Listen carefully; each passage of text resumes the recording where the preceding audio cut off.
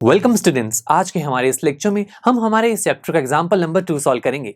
इस एग्जांपल में हमसे कहा गया है इन a test +5 marks are given for every correct answer and -2 marks are given for every incorrect answer। तो दोस्तों यहाँ पर बात की जा रही है एक टेस्ट की। हमसे कहा जा रहा है कि उस टेस्ट में अगर आपने करेक्ट आंसर दिया है तो आपको 5 मार्क्स मिल जाएंगे, बट आपने आंसर अगर इनकरेक्ट दिया है तो आपके टोटल मार्क्स में से 2 मार्क्स डिडक्ट कर लिए जाएंगे। सो यही तो बोला गया है। हम लिख सकते हैं ना, marks for every correct answer. आपने अगर एक आंसर करेक्ट दिया है तो आपको 5 मार्क्स मिल जाएंगे, और अगर मिलेंगे तो आपके टोटल मार्क्स में वो मार्क्स ऐड ही तो होंगे, सो +5।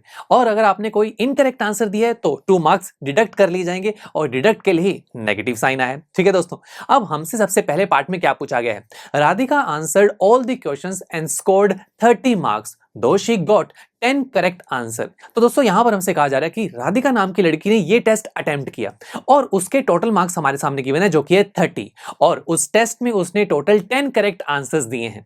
अब हमसे इससे रिलेटेड पूछा गया है how many incorrect answer had she attempted. हमसे पूछा गया कि बताइए उस टेस्ट में उसने कितने इनकरेक्ट आंसर्स दिए हैं। ये काफी इंटरेस्टिंग है। तो देखिए हमें गिवन क्या है, पहले गिवन की तरफ ही हम चलते हैं, तभी तो हम अननोन क्वांटिटी निकाल सकते हैं।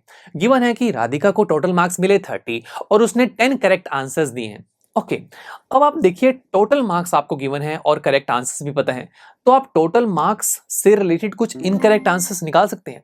देखिए जरा, जब राधिका के टोटल मार्क्स कैलकुलेट किए जा रहे होंगे तो क्या क्या देखा गया होगा। सबसे पहले तो देखा गया होगा कि जो आंसर्स करेक्ट हैं उनके मार्क्स कितने हैं, सो दैट्स व्हाई मैं लिखूंगा मार्क्स फॉर करेक्ट आंसर्स।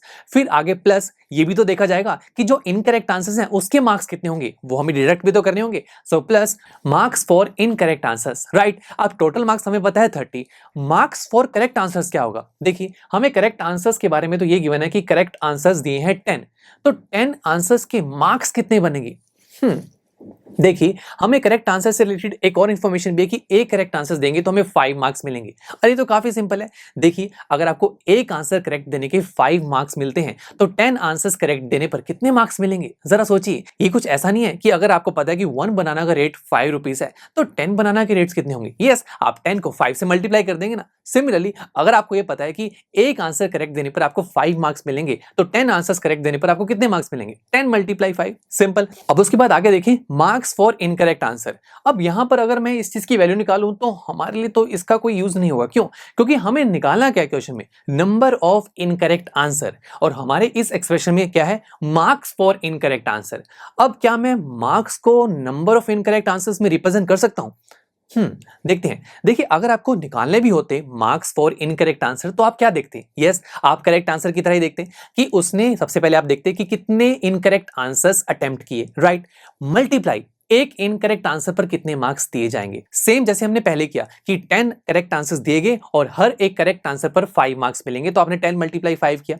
अब इनकरेक्ट आंसर्स पर अगर आपने मार्क्स निकालने तो आप वही तो देखोगे कि सबसे पहले कितने इनकरेक्ट आंसर्स दिए गए, राइट, मल्टीप्लाई एक इनकरेक्ट आंसर पर कितने मार्क्स मिलेंगे जो कि है -2, है ना। और ऐसा करने से मैंने मार्क्स को नंबर ऑफ इनकरेक्ट आंसर्स में रिप्रेजेंट कर दिया। अब बस इसे सॉल्व करेंगे तो हमें नंबर ऑफ इनकरेक्ट आंसर मिल जाएंगे ना। शुरू करते हैं। सबसे पहले हो जाएगा 30 = 10 × 5 = 50। आगे तो मैंने एज इट इज लिखा है। अब मुझे चाहिए किसकी value, yes number of incorrect answers की वैल्यू चाहिए ना, तो उसके साथ लगे हुए सभी नंबर्स को मैं दूसरी तरफ ले जाऊंगा ताकि ये चीज अकेली रह जाए, तभी तो हम इसकी वैल्यू निकालेंगे। तो पहले 50 को उस तरफ ले जाते हैं। 50 को उस तरफ लेके जाएंगे तो नेगेटिव में जाएगा, तो that will be equal to 30 - 50, right, is equal to number of incorrect answers multiply -2। अब -2 क्यों उधर लेके जाना है, ये मल्टीप्लाई में, और मल्टीप्लाई वाली नंबर अगर इक्वालिटी की दूसरी तरफ जाते हैं तो वो डिवाइड में कन्वर्ट होते हैं। तो ये हो जाएगा 30 - 50 divided by -2 which is equal to number of incorrect answers. तो 30 - 50 इज, yes it will be equal to -20 divide by -2। अब देखिए ऊपर भी माइनस है नीचे भी माइनस है और ये डिवाइड है। तो हमने देखा था कि अगर हम दो नेगेटिव नंबर्स को डिवाइड करते हैं तो उनके जो नेगेटिव साइंस हैं वो तो कैंसिल आउट होकर पॉजिटिव में कन्वर्ट हो जाते हैं, बस हमें नंबर्स को डिवाइड करना होता है। तो 20/2 is 10, simple. So 10 incorrect answers attempt किए राधिका ने, यही तो हमें बताना था, सिंपल था ना। सिमिलरली सेकंड पार्ट की तरफ देखें, सेकंड पार्ट भी कुछ पहले जैसा ही है। यहां पर बस जय नाम का लड़का है, उसने ये टेस्ट अटेम्प्ट किया, वही चीजें बस नंबर्स अलग अलग दे दिए गए। तो आप एक खुद ट्राई करना दोस्तों और अपने आंसर्स को पीयूष टेक की रिटन सॉल्यूशन से वेरीफाई करना। चलिए मिलते हैं आपसे नेक्स्ट लेक्चर में, जहां पर हम हमारे इसी चैप्टर का एग्जांपल नंबर 3 सॉल्व करेंगे। आई एम श्योर स्टूडेंट्स आपको ये लेक्चर काफी पसंद आया होगा और ऐसे ही मजेदार तरीके से अपने हर एक कॉन्सेप्ट क्लियर करने के लिए डाउनलोड कीजिए पीयूस्टैक ऐप को, जहां पर आपके पास और भी बहुत सारे ऑप्शंस होंगे जैसे कि back exercise solutions, tip videos, sample papers and much more. So what are you waiting for? Download the app now.